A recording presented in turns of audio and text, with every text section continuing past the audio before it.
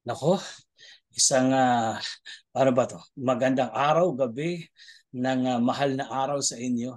At Yeah. gusto lang po naming linawin na ngayon po ay gagawa po kami ng reaksyon. Ah, Review. pwede bang kritisismo? Parang mas kritisismo yata ang dapat itawag dito, no? At ngayon po ay Miyerkules po ng gabi at tapos na po ang tatlong Lenten specials ng Eat Bulaga.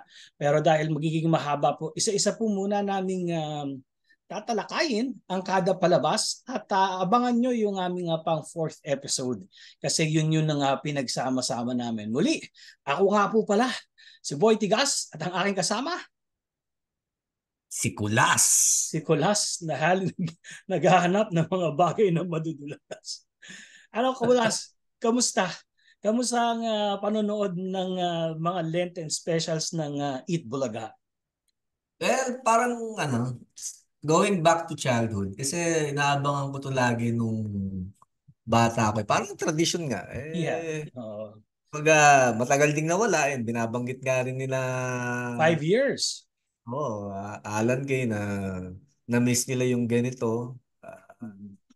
Kaya ayun, so parang it brings back a lot of good memories naman. Oh. Ah, And it's part of our culture, tama ka eh. Isa to sa mga parang yung kapag Halloween, yun yung magandang gabi bayan Oo. ni ni Canoli de Castro, 'di Hmm. ba? O kapag Holy Week, syempre, andyan yung panonood ng Ten Commandments sa iba at hindi mawawala yung tradisyon Nazareth. nga. O kaya Passion of the Christ, depende sa trip nyo. Pero hindi nga mawawala itong ating paggunita ng Holy Week kasama ang Itbulaga. At mahalaga to kasi it's a break eh. Ramdam na ramdam mo yung Holy Week Oo. kasi iniiba niya yung konteksto ng buhay mo, no? Makikita natin na yung mga araw-araw mong napapanood na nagpapatawa, susubukan naman nilang magdrama. Ayan. Oo. And parang ko last, by saying that, hayaan mong mag-ala Pontius Pilato tayo. Hindi, ako lang muna. Hindi ko alam kung gusto mo rin maghugas kamay. Kasi mukhang you like it rough and dirty. so, so Hindi, ako po ay baka totohanan lang. okay, So, ako paano po sa ay maghuhugas kamay muna at ito po ay ito po ay paningin lang po namin, no? Ngayon, Oo. at naku, baka maraming magalit sa amin kasi ang daming mga positive reviews ng Lenten special. Baka magalit kayo sa amin. Mapaalala ko lang po na yung pagtingin po ninyo at ang pagtingin po namin ay hindi po tayo pare-parehas at kung ano man po ay sasabihin namin ito, it is out of love. Kaya po Mm. kami nanood kasi mahal po namin ang Itbulaga. Oo. Hindi po namin ito ginagawa para sirahan ang Itbulaga. Ngayon, syempre, kung pupurihin natin siya or titingnan natin ang isang palabas, hindi nyo po kami masisisi kung may mga masasabi kaming baka hindi nyo gusto. Kasi Oo. kami naman po ay wala naman pala kaming kwenta. Pero ito lang po ay aming kuro-kuro. Ayan, ha? So, peace-peace tayong lahat. And Oo, at advertise criticism. since Holy Week naman, patawarin niyo na si Paolo Contis. Ay, bakit, bakit Eh, ba? baka talaga. Di, baka pwedeng tayo lumati ko kay kay Paolo Contis, di ba? Doon siya Baka sa mahal. Pampanga. Sugat-sugatan muna natin ng Oo, Gillette ako yung yung likod. nakikiba ng blade. Wag naman. Hindi ko naman pala kaibigan, pero kilala ko naman si Paolo Contis. Ay, Joke-joke lang po yan, ha? O nakahugas ka yan. sa... Ang una po naming i-review today ay yung unang pinalabas nung Holy Monday. Oo, ito po yung tinatawag na Zelda ng kahapon. Yan. Yung sa title pa lang hindi ko maintindihan kung bakit. 'Di ba sa Pilipino naman 'to? Bak Yung... bakit yung Zelda kahapon? Joke na. Ang aga, ang aga sa video ng walang kwentang joke. Hindi kasi actually mamaya po magbibigay kami ng suggestion. Kasi kanong yung Zelda ng kahapon parang baka may mas bagay pang title. Hindi naman namin sinasabi na mali po yung title ha kasi wala pong maling title. Kung ano yung feel yung i-title, okay lang naman talaga yung kahit nga number lang eh. Pero mamaya baka may mas bagay na title sa Zelda ng kahapon. For fun lang naman to, for fun. O simulan mo, paring kulas. Anong masasabi mo na wag mong Englishin ha? Tagalog lang tayo ha. Eh, sakto nga na itong Holy Week panahon ng sakripisyo. Oh.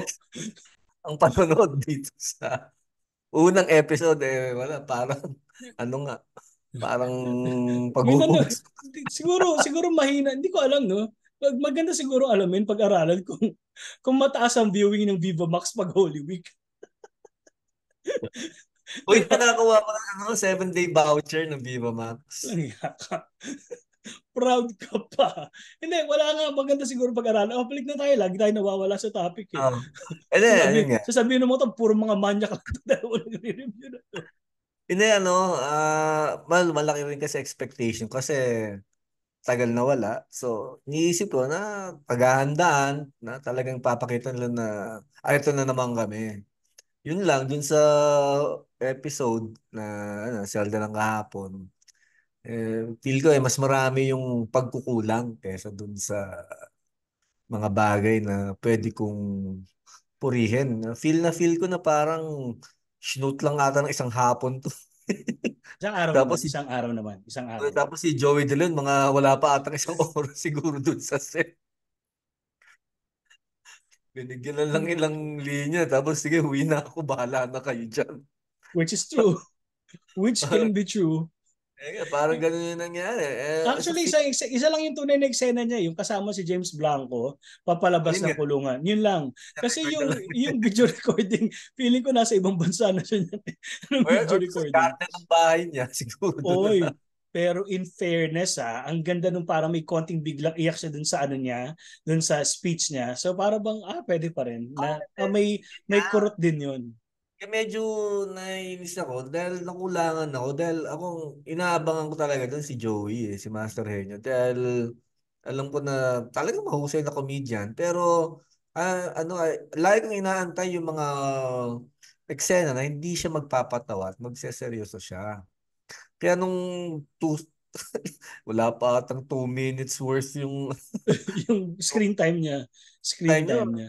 5 minutes, Actually, parang, oo eh. Actually kulang ng establishing ang nag-agree ako sa iyo diyan kasi sa umpisa may narration siya, 'di ba?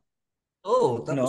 wala Siya na. pwede naman na kinunan siya, nandun lang siya sa loob ng selda, tapos parang looking lang, tinitingnan niya yung iba pang mga inmates habang nasa loob pa siya. Kasi parang bigla tayo nagulat, bigla na lang siya lumabas sa kulungan. Andun pala siya all the time. So dapat yung opening para sa akin, yung narration sa opening, yung sinasabi niya sa opening, siya may kahit narration, pero mukha niya, nakikita niya, parang tinitingnan niya. So parang part talaga siya nung pinapanood Parang natin. lumalabas.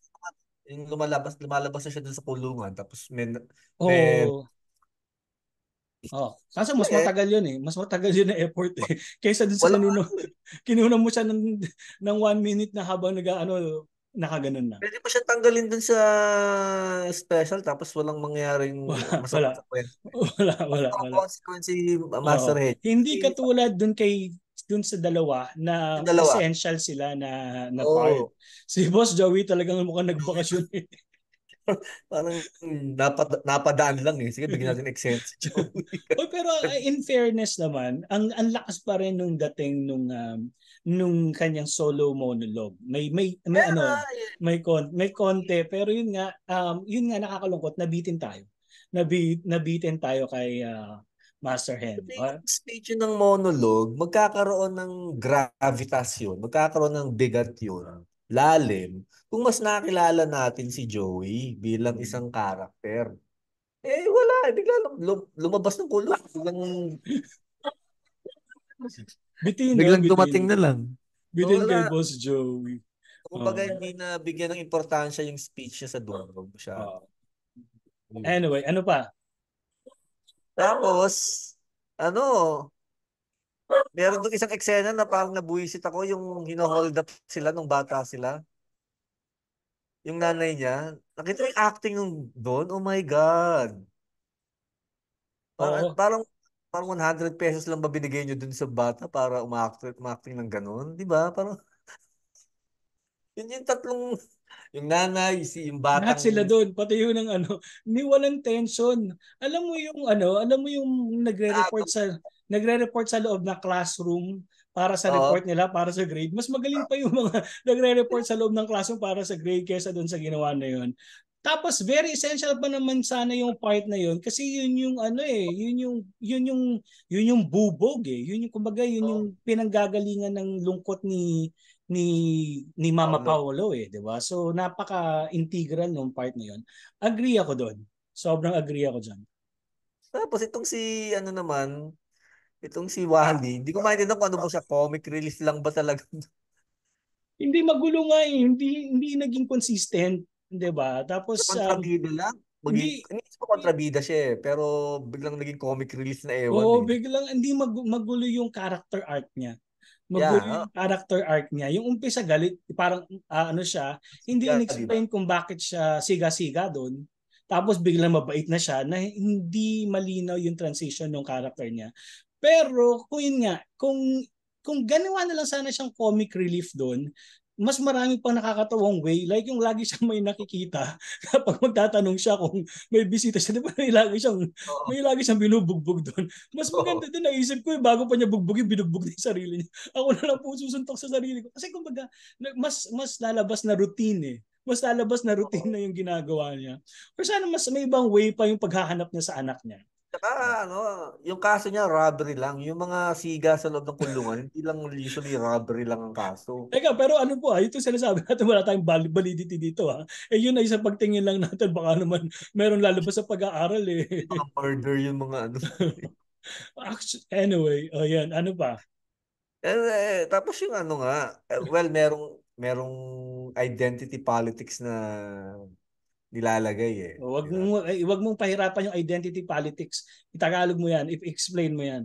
Di ano na lang, yung homosexuality or pagiging isa pinang mga bakla, Mm. LGBTQIA+. Ay, Marami yun. hindi naman LGBTQIASS+. na hindi naman hayagan, pero merong mga subtle hints na alam mo or clues na enough para mahinuha mo kung ano yung relasyon nung police, jail guard tsaka ni Paolo Contis. Actually, ano yan agree ako sa iyo diyan. Ang problema ko diyan ano, hindi naman kailangan gano'n na ini-explain mo pa yung mabait ka, gusto ko kita ganyan. Mas maganda nga yung tingin-tinginan lang eh. 'Di ba? Sobrang haba nung part na yung nag-uusap sila yung pagkatapos siya alisin doon sa Oh. penalty prison. 'Di ba? Doon sa ano, ang Yun. haba, hindi realistic yung sobrang haba na parang nag-explain pa ano yun mas parang tinginan lang yun tapos siguro mga dapat 3 lines lang yun. Ang exage nung haba na yun para sa akin. Para sa Tsaka akin. yung isolation room, di siya pang isolation room. Parang kakayanin ng kahit sino lang yun eh. Oo, tsaka nakakaano pa siya nakakahiga Laki. pa. Oo nga eh. Laki. At saka May may ilaw ilaw. pa nga eh.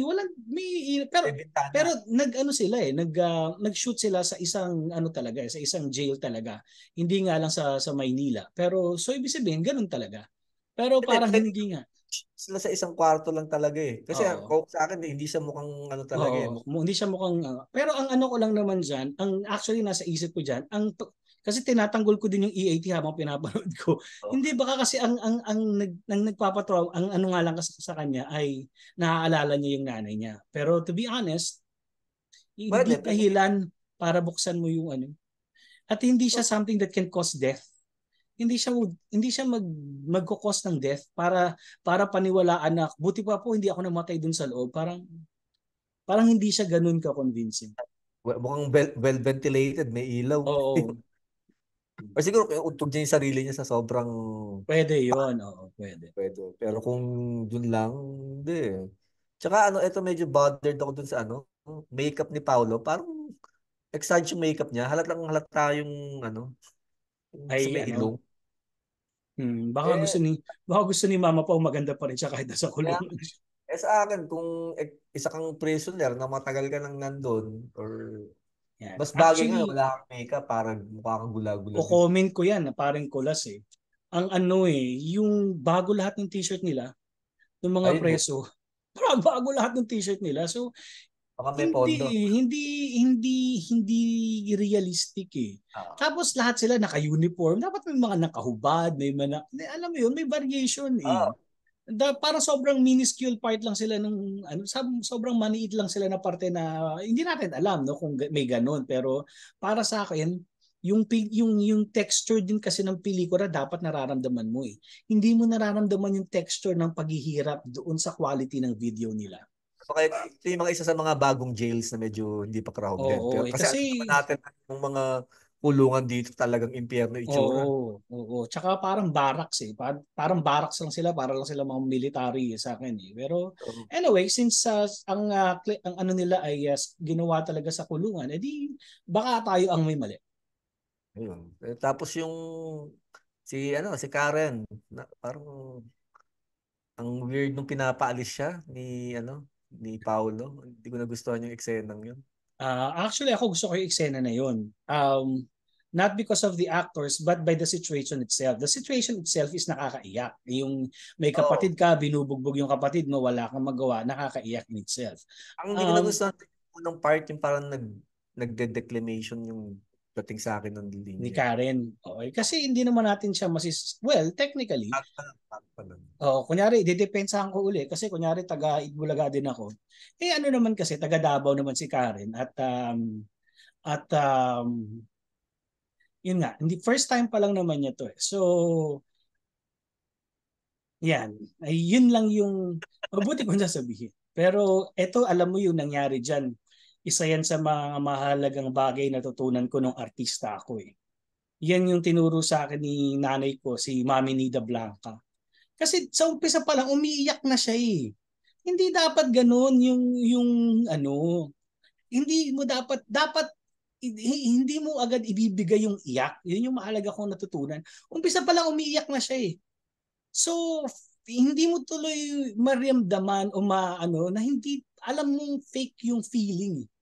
'Di ba? Ah, Dapat iiyak pa siya dun sa gitna. Yung pag sinabi niya ng kuya sana, doon pa lang yung iyak nun eh. Hindi sa umpisa, inaano niya na, ini-emote niya na. So yun yung mahalaga kong natutunan kay Mami Nida. Kasi sabi niya, kailan ka dapat iiyak? Saan mo ba dapat part na iiyak? O yun, actually naaawa ako dito kay Paolo Ballesteros. Kasi bilang artista, yung kaya mong ilabas na acting, kailangan suklian mo lang yung acting na binibigay sa'yo. So si Paolo, hindi niya ano pa yung acting niya kasi ano nga eh, dapat yung pantayan lang yung binibigay sa kanya kasi other than that magiging OA eh. 'Di ba? oh, Parang dapat kapatid ko, pasensyahan mo, hindi kita matulungan, wag kang mag-ano ha. Hindi siya maka-acting tuloy na ganun kasi yung ano ni Karen, kulang pa. Pero for first time, first acting sa edad na 14 years old, ay malaki naman ng nakikita natin na actually, favorite ko kasi si Karen eh. Sinisira ko, hindi, joke lang. Then sa totoo lang kasi favorite ko sa Itbulaga ngayon ang favorite ko si Karen kasi pag sa screen sobrang fresh niya lang tingnan eh. At saka parang hindi siya ganun ka-pressured, hindi kumpara kay Tash na parang lagi niyang kailangan magpasikat sa Itbulaga. So si Karen parang, parang kulang tayo ng portion, pakantayin si Karen. Parang ganun lang eh. Di ba? Pero si Tash parang you always expect something for her to do something. Kailangan niya sumayaw, kailangan niya magpatawa. So yun, ang isa sa mga pinaka-favorite ko sa Itbulaga ay si Karen A. Struck na kamukha ni Miley Cyrus. Pero yung acting niya kanina, medyo hindi bagay ang serious. Ano pa, oh. parang kulas? Ah, yung mga ibon. Yung ano, yung kalapate na symbolism. Eagle ba yung kalapate Eagle o o lawin. ano yun? Ewan ko kung Lawin. anong Oo. CGI. Yung una naka-slow mo pa eh. Yung kay Joey. Oo, yung lumilipad. Parang, pa-symbolism. Ang ninote ko dito, pa-intellectual, pa-symbolism. Ayan. Gas-gas na yung paggamit ng ibong lumilipad bilang kalayaan. Okay, kung meron ka may isip na kalayaan, ano pa ang iyong maliban sa ibon? Kasi madali magsabi ng luma na yan. Eh di ano ipapalit mo halimbawa? Iisdang tumatalo sa dagat. Yung flying fish. Sige na nga. O ano bang masasabi mo? Dalawang beses pa ginamit, di ba? Nung paglabas din ni, Oo. ni Paolo, may ibon na naman. Naging Symbolism dalawa nga, pa. intellectual. Hindi mo nag-gets yun. Hindi ka intellectual kasi. Symbolism yun, sir. Hindi ka intellectual eh. Ayun. Tapos si Alan Kay, ano ba silbi ni Alan Kay doon sa kwento? Actually, hindi na lang nila ginawang consistent eh. Dapat ginawa nilang mas annoying si Alan Kay. Ginawa talaga Ah, nilang masama. At tapos, kasi technically, kaya siya masama kasi wala nagmamahal sa kanya, hindi in-establish eh.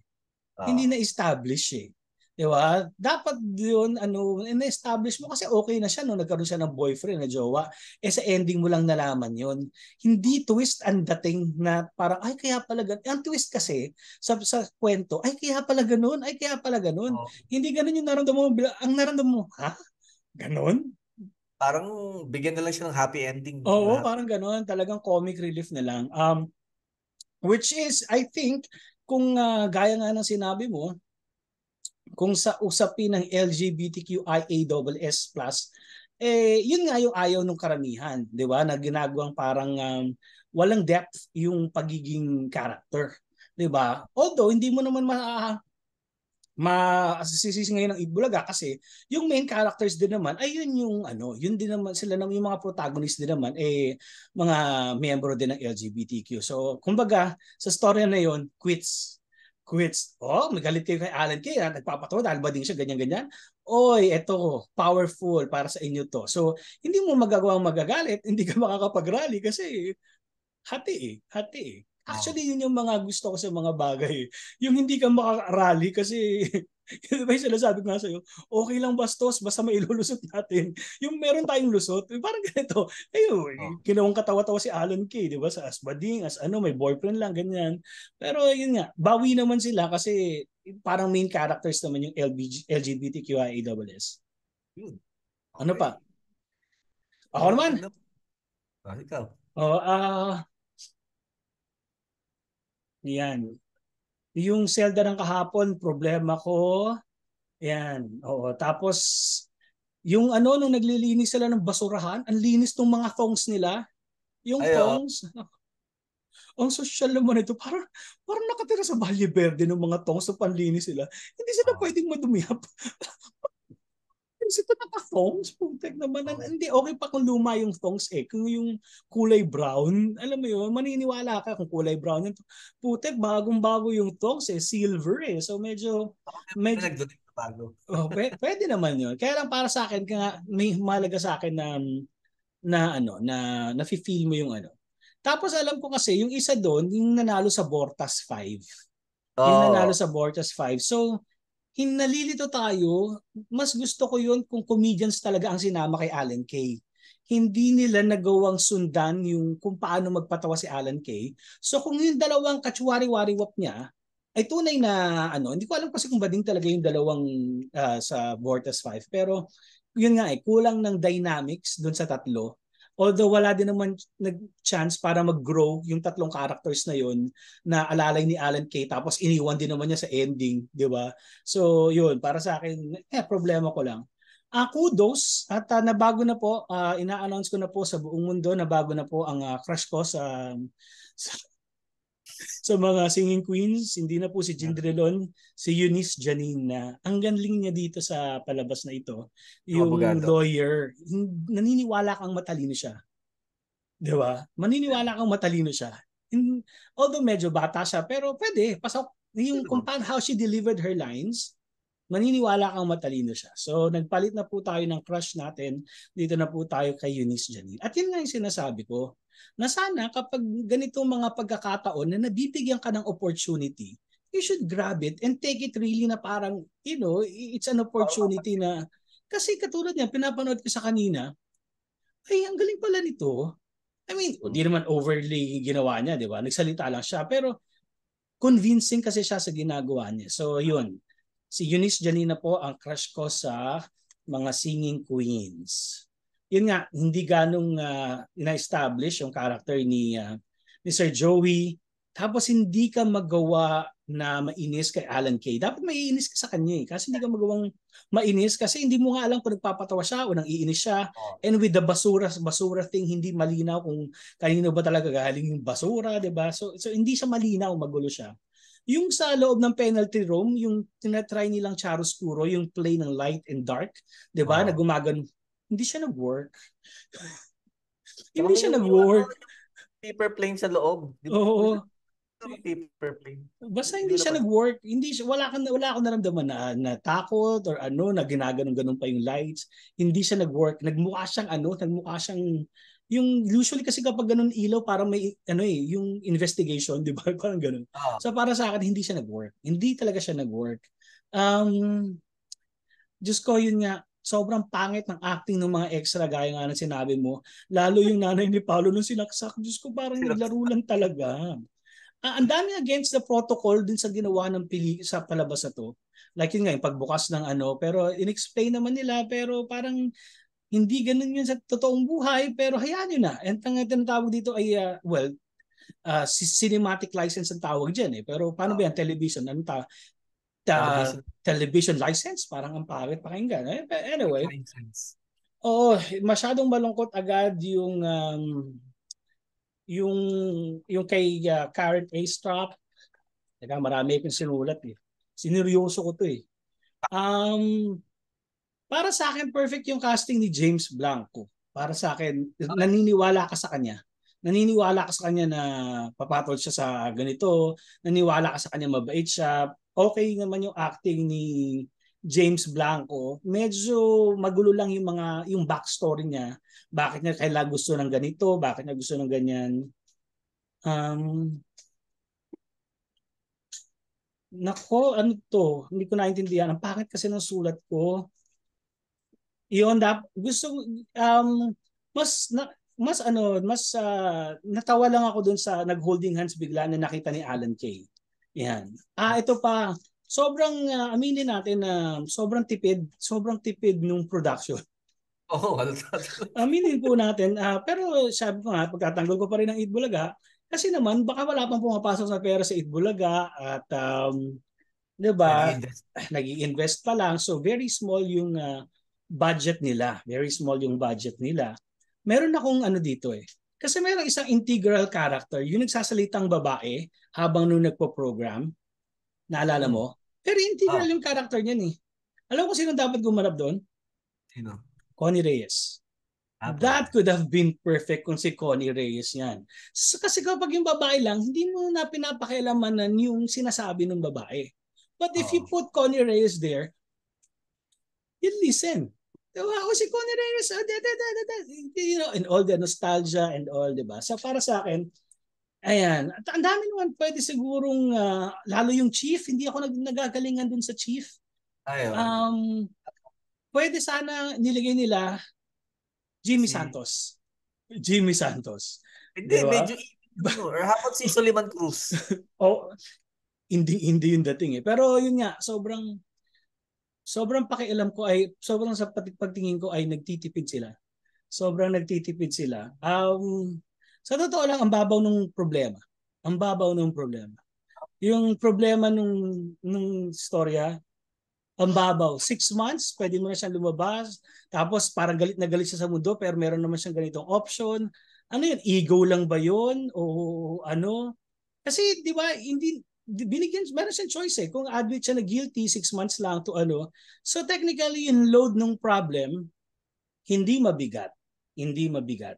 At pilit yung ending. Para sa akin, medyo pilit yung ending. Ayan. Yun yung mga masasabi ko dito sa Zelda ng kahapon. Overall, kasi isang oras lang, hindi ko alam ba't di nila hinabaan. Siguro katipid sa budget eh. Kasi Tama. may kalahati palabas Itbulaga tapos kalahati yung Sana isang oras kalahati yung mas mahaba si Boss Joey.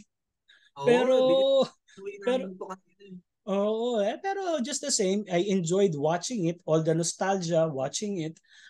Kung mapapaganda pa to, definitely mapapaganda pa to. Kung pwede bang mas malaki sana ang budget, sana, pero wala eh. Yun yung nakuha natin. Pero yun nga, at the end of the day, nag-enjoy pa rin naman ako sa panonood nitong Zelda ng kahapon. Ano kayang mas magandang title kaysa Zelda ng kahapon? Kasi medyo problema ko yung Zelda ng kahapon eh. Kasi ano ba bakit Zelda ng kahapon? Kahapon lang ba ito nangyari? The guy could be trapped by his past. He Oh, could not... so okay sa'yo yung title. Kung seseryosohin natin yung pagbasa dun sa Oh, title, sige, seryosohin mo na. Pakita mo naman ako. Paano nga? yun, the guy is trapped by his past. He could not move on. So, yun yung ibig sabihin ng title. So, hindi Mm. lang siya literal na kulungan, kundi trap siya ng experiences or yung trauma niya. Ayun. So, he has to let go of the past for him to move on. To get So, out of pero kung his meron kang ibibigay na alternate title, anong gusto mo? basura sa kama. Kasi yun ang away nila. Tapunan ng basura sa mga kama ng isa't isa eh. Sabi na, parang away bata. Oh, Di ang ba? petty, di ba? Tapos nasa preso sila, basura. Basura. Parang Sa durumihan yung table mo. No? Oh, sige, sige. Ayan, maraming salamat po sa panonood ninyo. Abangan niyo po yung Okay. aming next review. Of course, yung sa Love Thy Neighbor at Para Di Oh, Malumot. At meron pang okay. isa, yung awards night. Meron pong awards night namin na kasi para sa pag-uusapan namin yung tatlo na i-compare na Ah, namin yung tatlong palabas. Oh, yeah. okay. Kung sino bang best acting para sa amin. Best in Best acting. extra. Oo, worst extra. Ayan, nako, maraming salamat po. Muli, ako po si Boy Tigas at ikaw si. Ayan, Kulas. anong kailangan nilang gawin? Pagpadulas. Hindi. I-follow yung ano mo, Raul. I-follow yung ano mo. Like and subscribe po sa Tambay Reviews YouTube Ayan. channel. Ako naman po atong Redilias both sa Facebook at sa YouTube, no? Maraming salamat. O last na to. Ano yung parang pinaka natutunan mo or pinakahalaga nung episode? Yung dapat makuha ng mga tao sa tingin mo? Kasi syempre iba-iba naman tayo na makukuha. Dapat na lesson. Ganon. Oh. Give me more Joey. Ako hindi. Ako naman gusto ko yung thought na ano, yung yun nga na don't judge a book if there is no cover, 'di ba? Baka natanggal lang, hindi joke lang. Ayun. Ayan, sa susunod po ulit. Maraming salamat po at abangan ninyo. Baka kasunod na rin ito. Natapos na namin yung next episode. Paalam po. Tama.